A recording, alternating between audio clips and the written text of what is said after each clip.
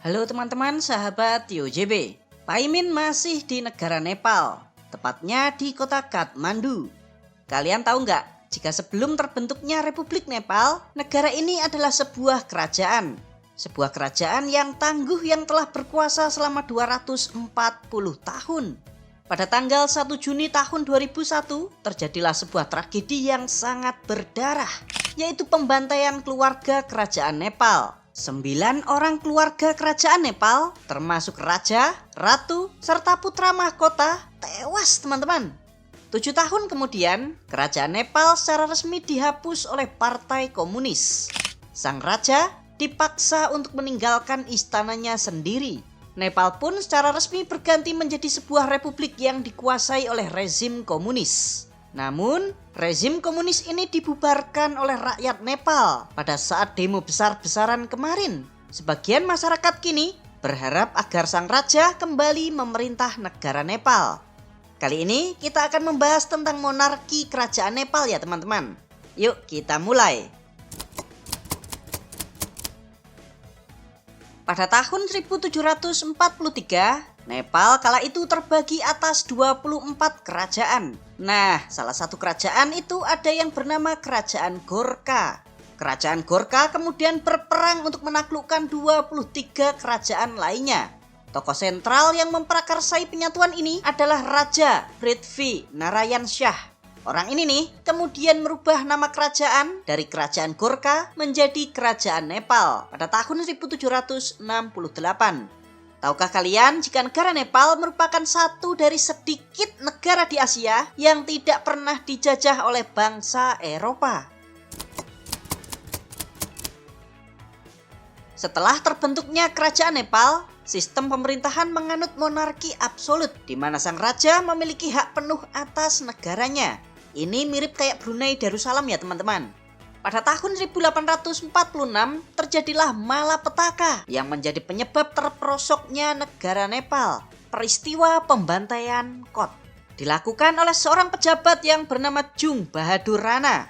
Dalam peristiwa ini, Bahadur Rana membunuh 30-40 pejabat sipil, perwira militer, serta pengawal istana. Termasuk Perdana Menteri Nepal saat itu Fateh Jungshah juga tewas teman-teman.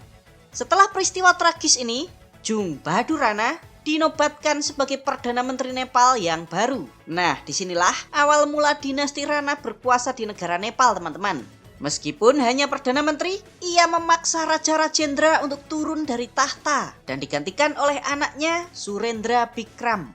Pada titik inilah, Perdana Menteri memiliki peran yang sangat absolut melampaui Raja. Raja sendiri hanya dijadikan sebagai boneka teman-teman.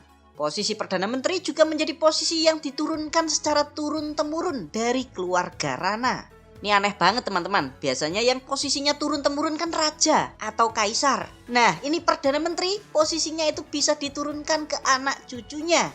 Dinasti Rana ini jugalah yang dianggap menjilat Inggris. Inggris diperbolehkan untuk merekrut pasukan Gorkha yang sangat kuat. Sebagai gantinya, Inggris memasok senjata dan mendanai keluarga Rana. Pemerintahan dinasti Rana yang memerintah Nepal lebih dari 100 tahun ini dianggap sangat-sangat otoriter dan anti modernisasi. Kalian bayangin teman-teman, di masa dinasti Rana ini berkuasa, hampir tidak ada sekolah yang modern, universitas tidak ada, serta infrastruktur yang nyaris tidak berkembang. Nepal saat itu dikenal sebagai negara yang sangat tertutup. Mengapa demikian? Keluarga Rana itu berpikir, jika rakyatnya itu pintar-pintar, maka mereka bakalan memberontak melawan pemerintah. Ya, jadi dibiarkan on teman-teman. Kekuasaan dinasti Rana ini akhirnya ditumbangkan oleh revolusi rakyat yang disponsori oleh Raja Tribhuwan pada tahun 1951. Mulai saat itulah, sistem demokrasi multipartai mulai dijalankan oleh negara Nepal. Namun setelah kematian Raja Tribhuwan dan digantikan oleh anaknya, Raja Mahendra, sang raja ini tiba-tiba merubah konstitusi, mengembalikan lagi monarki absolut pada tahun 1961. Sang raja juga menghapuskan semua partai. Jadi partai-partai itu dihapus, nggak ada lagi teman-teman. Setelah kematian Raja Mahendra pada tahun 1972, anaknya naik tahta, yaitu Raja Birendra. Pergolakan politik di negara Nepal masih belum berhenti, teman-teman. Terjadilah kerusuhan di tahun 90. Rakyat meminta sistem monarki absolut dihapuskan dan digantikan oleh demokrasi. Nah, karena tekanan tersebut membuat Raja Birendra terpojok dan akhirnya mengabulkan permintaan dari masyarakat. Nepal kemudian berubah menjadi negara monarki konstitusional. Partai-partai kembali diperbolehkan. Nah, hal inilah yang membuat partai-partai itu saling berebut kekuasaan. Ada satu partai yang ternyata ingin menggulingkan monarki, yaitu Partai Komunis Maois. Dan benar saja teman-teman, Partai Komunis ini melakukan perlawanan bersenjata pada tahun 1996. Peristiwa ini juga dikenal pula sebagai Perang Saudara Nepal antara Kerajaan Nepal melawan Partai Komunis Maois. Tahukah kalian jika negara Nepal pernah mengalami 2 kali pembunuhan raja, yaitu Raja Rana Bahadur Shah yang tewas dipenggal oleh saudara tirinya di tahun 1806, diikuti tragedi kedua yang terjadi di tahun 2001, di mana 9 keluarga kerajaan Nepal, termasuk Raja Birendra bersama istrinya Ratu Aishwarya, tewas ditembak dalam penembakan massal yang dilakukan di dalam istana kerajaan. Pelaku penembakan ini adalah anaknya sendiri, sekaligus putra mahkota, Dipendra. Alasan pembantaian keluarga kerajaan ini diduga hal ini terjadi karena sang ayah beserta keluarga kerajaan Nepal tidak merestui hubungannya dengan sang kekasih yang bernama Devyani Rana. Padahal Devyani ini merupakan anak dari bangsawan India, namun cuma bangsawan rendahan teman-teman. Jadi nggak sekufu atau dianggap tidak setara. Masa putra mahkota nikah sama bangsawan rendahan? Nah gitu mungkin maksudnya. Karena tidak direstui inilah, sang putra mahkota akhirnya nekat untuk membantai keluarganya sendiri. Setelah itu, ia lalu menembak kepalanya. Yang senang siapa? Yang senang adalah sang paman, Gyanendra. Beliau ketiban rezeki dan diangkat menjadi Raja Nepal yang baru. Kita kembali ke Perang Saudara Nepal yang dimulai di tahun 1996.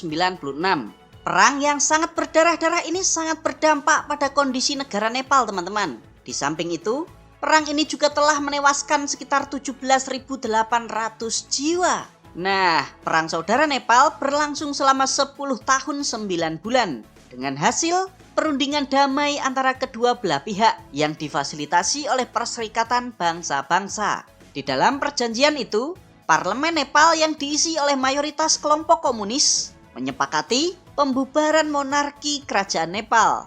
Dan benar saja teman-teman, pada tanggal 28 Mei 2008, monarki kerajaan Nepal yang telah berkuasa selama 240 tahun akhirnya secara resmi dibubarkan. Seluruh anggota keluarga kerajaan diusir dari istana. Sistem pemerintahan akhirnya diubah menjadi Republik Demokratik Federal Nepal yang sebagian besar telah dikuasai oleh orang-orang dari Partai Komunis.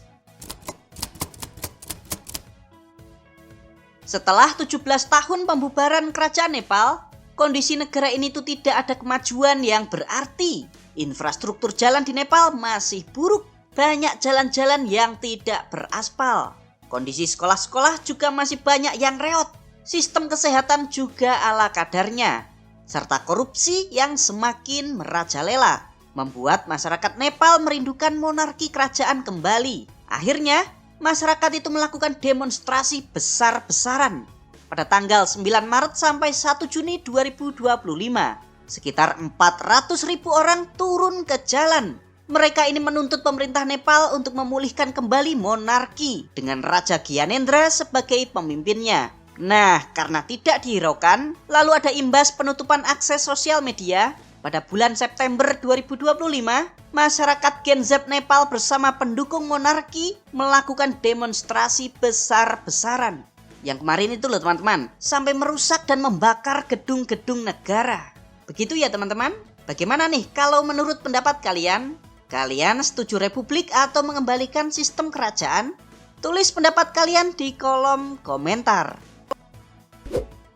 Terima kasih teman-teman sudah nonton sampai selesai. Bagi kalian yang mau membantu dan mendukung channel Tio JB, kalian bisa kirim melalui super chat, super thanks, atau berlangganan secara eksklusif. Jangan lupa ya untuk subscribe channel Tio JB dan tekan tombol loncengnya agar kalian tidak ketinggalan video-video menarik dari kita. Silahkan nih kalau ada request, kritik, saran, kirim salam, atau apapun itu kalian bisa sampaikan di kolom komentar. Sampai jumpa lagi dan